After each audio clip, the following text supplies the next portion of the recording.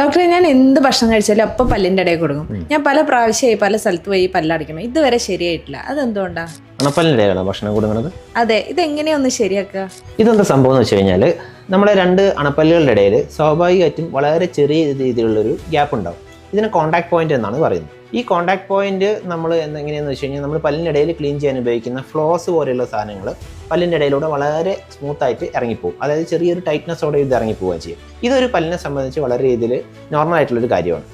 അപ്പോൾ നമ്മളിപ്പോൾ രണ്ട് പല്ലുകളുടെ ഇടയിൽ കേട് വരിക, അല്ലെങ്കിൽ നിങ്ങൾ ഈ പറഞ്ഞതുപോലെ ഒരു ഫില്ലിങ്ങിലുള്ള പ്രശ്നങ്ങൾ കാരണം രണ്ട് പല്ലുകളുടെ ഇടയിൽ വീണ്ടും ഭക്ഷണം കൊടുക്കുക, ഇങ്ങനെയുള്ള സിറ്റുവേഷനിൽ ഈ പറഞ്ഞ കോൺടാക്ട് പോയിന്റ് എന്ന് പറഞ്ഞ സാധനം തുറക്കുകയാണ് ചെയ്യുന്നത്. ഇത് തുറന്നിരിക്കുമ്പോഴാണ് നിങ്ങൾ ഈ പറയുന്ന രീതിയിലുള്ള ഭക്ഷണ സാധനങ്ങൾ കൊടുക്കുന്ന പ്രശ്നം വരുന്നത്.